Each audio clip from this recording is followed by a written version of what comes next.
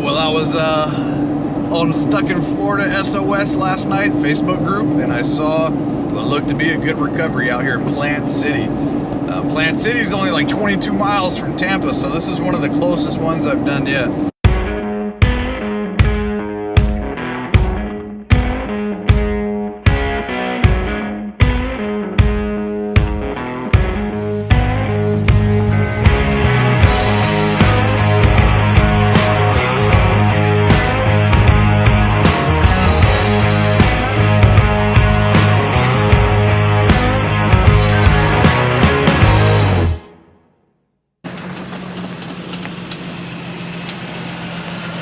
Got my buddy here, Mr. Brad Evans. How you been, dude? What's going on? How you doing?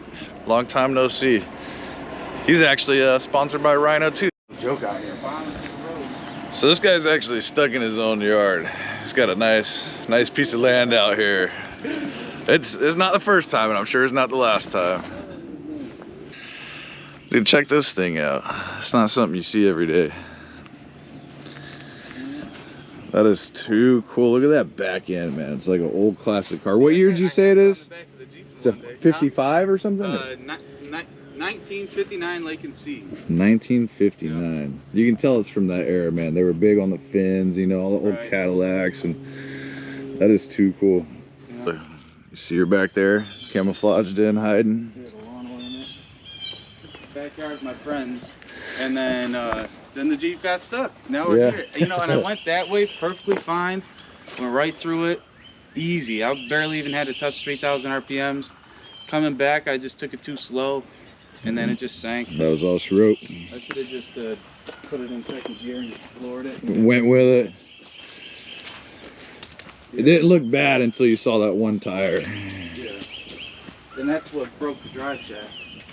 Oh yeah, the rear drive shaft is broken, so he only has front wheel drive, and these are basically 40-inch tires, yeah. 39. So yeah, 38.5 by 14.5 Super Swamper TSLs. There you go. Pretty much brand new tires too. Yeah, that's it right there. That's the money shot. Yeah.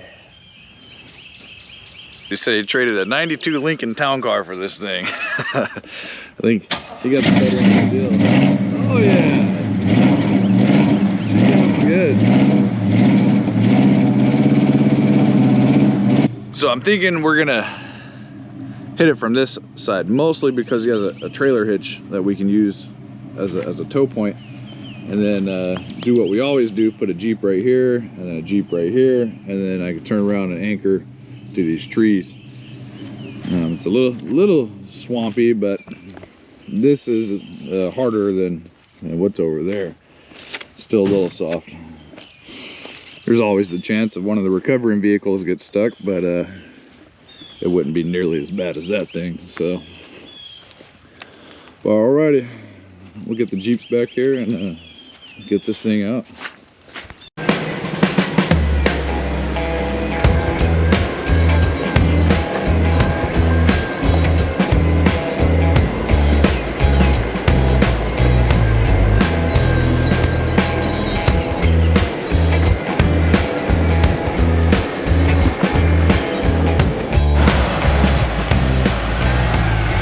Good deal, right there's good. All right, we got both the Jeeps in position. They're a little soft right here. A little soft, but you know, once you start sinking in this type of stuff, once you really feel you're breaking traction and you're losing the battle, like right now, if I didn't make it as far as I did, I would air down the tires to about 10-12 psi.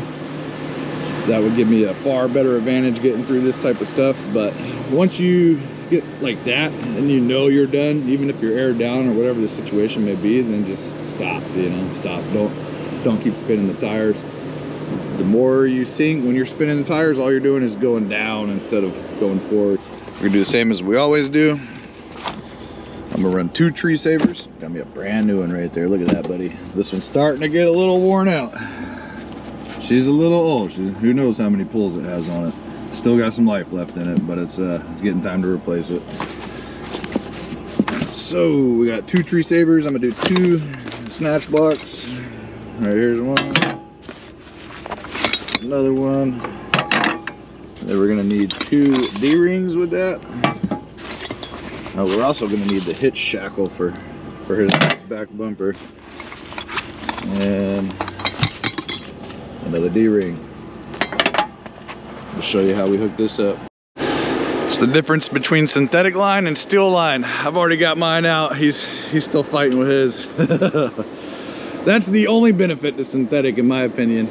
Because steel, I like steel more. It's stronger, it's more durable, it'll last longer. Synthetic is just easier to free spool. People will argue that synthetic is safer, but in reality, you treat both of them like a loaded gun. So It's all about safe winch. you know, you don't want to be, just because you got a synthetic line doesn't mean you're going to be standing right next to it. So the safety factor really doesn't come into play, in my opinion. You still treat them both the same, but synthetic is just way easier to free spool. So I'll show you guys how to use the snatch block. I know we kind of showed it last time, but they just open and close like that. Fairly simple. So open it up. They're kind of grooved in there, so run your line through it. Doesn't matter if it's steel or synthetic. What you don't want to do is use this with steel cable and then use synthetic, because the steel can cause little nicks and burrs, and that type of stuff will chew up your rope. So if your rope ever gets to the point to where it's looking like mine, you should probably replace it. But we do a lot of recoveries around here, and I have an extra one ready to go. So when that day comes, it's not going to be a big deal for me to just swap it out in the field if needed. Hold that for me. A little bit closer.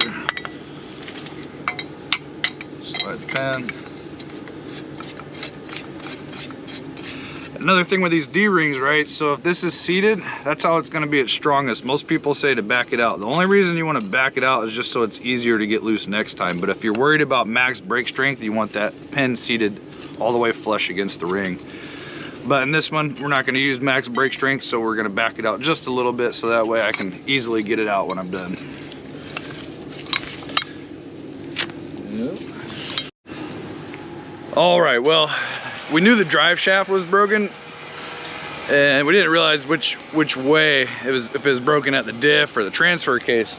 Turns out it's broken at the diff. So that means it's hanging and pointed down. So if we pull it back, it's just gonna force the drive shaft into the ground, which is not gonna be good. So we're gonna disconnect, jump to the front of the vehicle. This is how we got it set up. Same thing as we always do. A little bit different hooking it up in here. There's only the one hook in the front, right up in there. Kind of hard to see. It's missing a bolt, so it's not the best recovery point. But then we have the strap wrapped around. It's too dark, can't see, but section of the frame in the very front. We're not going to put too much weight on that. Splitting up the weight between that hook and the front frame section. So biggest concern here is that, being that this is metal, it's not very sharp, but it does have the potential to cut through the strap right here. That's why I doubled it up. And then we're back to our snatch block, both snatch blocks, all the way back to the Jeeps, where yet we still have to run an anchor back here. This thing is more than likely going to drag us in, so we're almost ready for our first pull. I'm going to get a tow strap ran out the back and then around this tree real quick, and that way we're both hooked up back here. That's about it. In a couple more minutes we're gonna hit this. All right, everybody has their radios. We are tied up in the back, and then once again I find myself in the position where I don't have the tow strap that I want. I really want a 20-foot tow strap. That would have made tying off a little bit easier back here and getting a little bit more line out. Right now all I have is the 30-footers on me. I've been giving away the 20-footers, and then I'll find myself in a position where I need them. So that goes to show the importance of having multiple size tow straps. You never know what you're really going to need. But so we're, like I said, double snatch block, winch blankets on here, tied off, running back to the Jeep, and then we're a big strap around this tree, kinetic rope back to both. Typically you don't like using kinetic ropes for winching, but when it's used in an anchor like this, totally fine. But we are good. We're about to make this pull.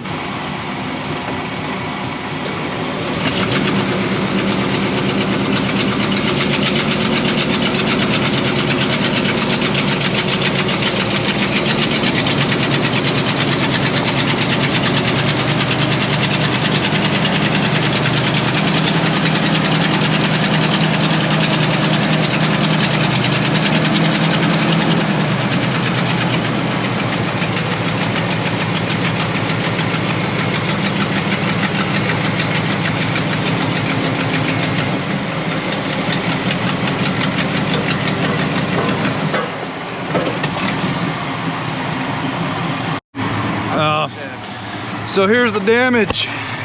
He was right. It's broken from the front, so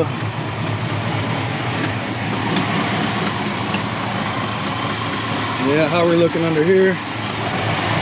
Everything's holding up nice and well. Good deal, good deal. Well, it came out easy. Easier than expected, but when you hook 2 winches to it, it makes it look easy. So, but let's give it another 5-10 feet and just make sure you're completely out before we disconnect. Ratchet strap under there or something. You want to grab one real quick? You see that rotted? Look at these holes, buddy. Dude. Oh my God. That hole is massive. She's big, and don't let me forget my hitch shackle in the back. Yeah, for sure. We'll get it out the rest of the way. And look at that thing. She's out.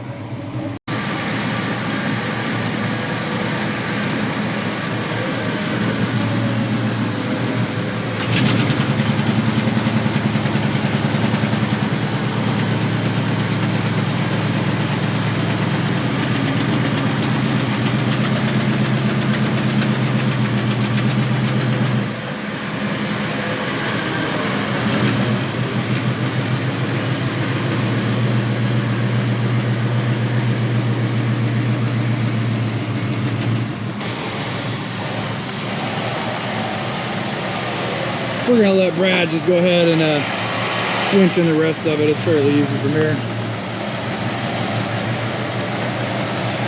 He's coming right out.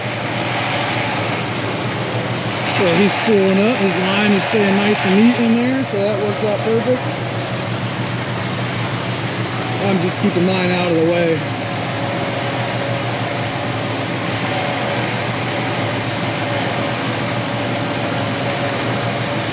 All right, hold on, Brad.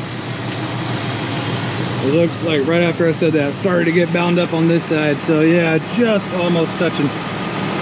Remember, this is what I said you gotta be careful about, because if that bounds up too much, it'll start rubbing right here, break your line. So let a little bit out. Keep going, keep going. All right, you're good. Oh, hold on. Keep coming out some more. Starting to get bird's nest in there. All right, you're good. Now start going back in.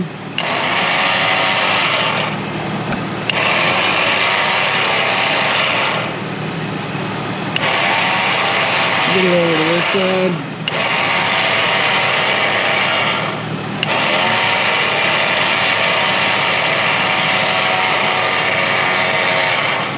All right.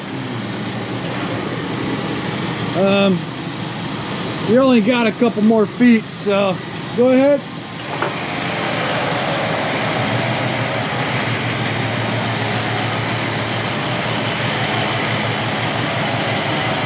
See a snatch block working exactly like it should. All right, you're good. Good, good. Stop right there. We'll disconnect, and then if anything, we just pull you out with the kinetic rope from here. Got all this dirty recovery gear. Throw it in the trash bag. We got a kinetic rope and a soft shackle and a twisted T-box in there too. These things, this is what they're perfect for. All right, I'm good backed in. It's always best to pull off the back end. You don't want to pull going in reverse. Not to say you can't, but I mean, plenty of people do it. But just unneeded stress on the vehicle. So it's always best to pull out with the towing vehicle and drive gear going forward instead of reverse.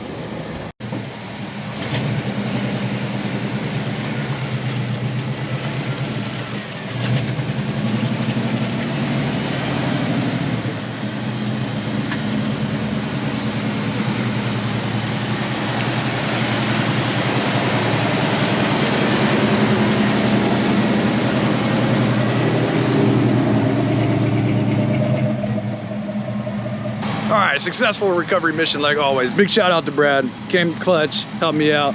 Connor, it was nice meeting you. That thing's a beast, dude. Thank you. Absolute unit. I'm jealous of your backyard, the playground. We'll be back to play. Yes, sir. If you want to do these off-road recoveries like this, join these Facebook groups. I have a 4x4 rescue group for every state. It's volunteer-based off-road recovery. We don't charge, it's all free.